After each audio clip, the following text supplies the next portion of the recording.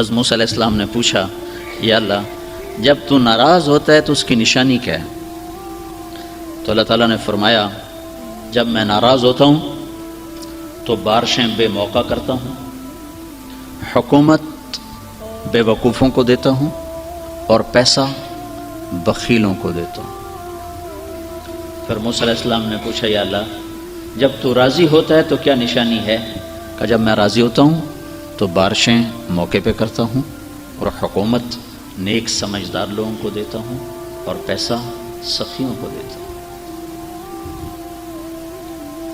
ایک دفعہ حضرت حسن حسین عبداللہ بن جعفر یہ مکہ سے مدینہ آ رہے تھے، راستے میں بھوک لگی، ایک بڑھیا کا خیمہ دیکھا کہ اماں کھانے کو کچھ ہے؟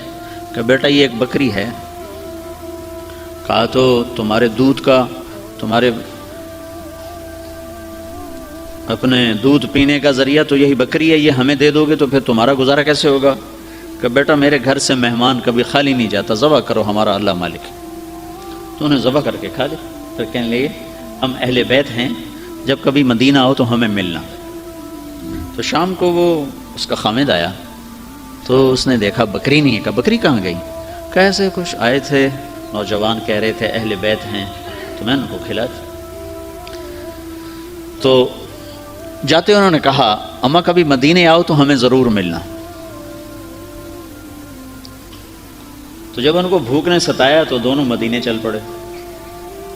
مدینے حضرت حسن رضی اللہ عنہ باہر بیٹھے تھے، وہ دونوں گزرے تو انہوں نے پہچان لیا۔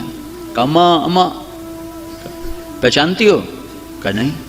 کہا ہم وہ ہیں جنہوں نے تیرے ہاں کھانا کھایا تھا۔ تو اپنے خادم کو بلایا، ادھر آؤ، کہ اس کو 1000 بکریاں دے دو اور 1,00,000 درہم دے دو اور حسین کے پاس بھیج دو۔ تو وہ ادھر بھیج۔ تو انہوں نے پوچھا بھائی صاحب نے کیا دیا ہے؟ کہا جی 1000 بکری 1000 درہم، 1,00,000 درہم۔ اپنے خادم سے فرمایا 1000 بکری دے دو، 1,00,000 درہم دے دو اور عبداللہ کے پاس بھیج دو۔ تو عبداللہ بن جعفر کے پاس پہنچے تو انہوں نے فرمایا میرے بھائیوں نے کیا دیا؟ کہا جی 1,000 بکری 1,00,000 درہم۔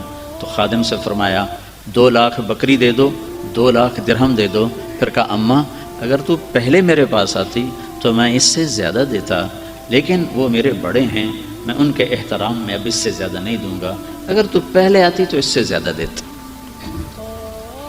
تو اللہ تعالیٰ خرچ کرنے والے کو ضائع نہیں کرتا۔ اسلام کا مزاج ہے اوروں پہ خرچ کر، اسلام کا درس ہے اوروں پہ خرچ کر۔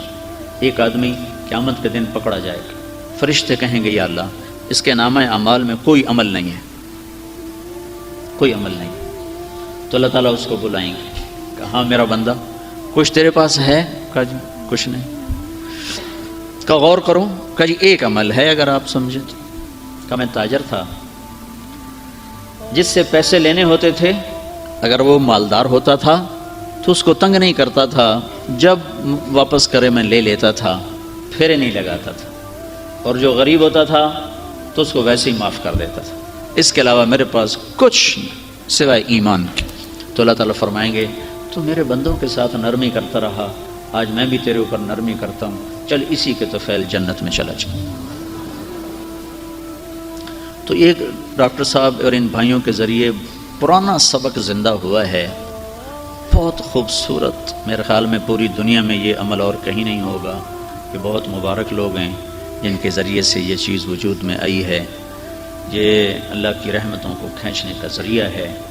جہاں سودی نظام ہوگا وہاں کبھی خوشحالی نہیں آئے گی۔ ساری دنیا کو سود نے جکڑا ہوا ہے، جہاں سود ختم ہوگا۔ سوڈان والوں نے حکومتی طور پر جس سال سود منع کیا تھا اسی سال اللہ نے ان کے تیل کے چشمے نکال دیے تھے۔ تو انفرادی طور پر یہ بہت خوبصورت کوشش ہے، بہت کامیاب کوشش ہے۔ اللہ تعالیٰ اسے مزید آگے بڑھائے، ہمیں یہ ہمت دے کہ ہم سخی بنیں، بخیل نہ بنیں۔ مالدار لوگ صرف زکوٰۃ نہ دیا کرو، زکوٰۃ سے بڑھ کے دیا کرو۔ اور غریب لوگ بھی، ایک اور حدیث سنا دیتا ہوں پھر بات ختم کرتا ہوں۔ آپ نے فرمایا ہر مسلمان کے ذمہ ہے صدقہ کرے۔ تو ایک صاحب نے عرض کی یا رسول اللہ پیسے نہ ہوں تو کیسے صدقہ کرے؟ تو آپ نے فرمایا مزدوری کرے، مزدوری کر کے صدقہ کرے۔ یہ اتنا عظیم عمل ہے،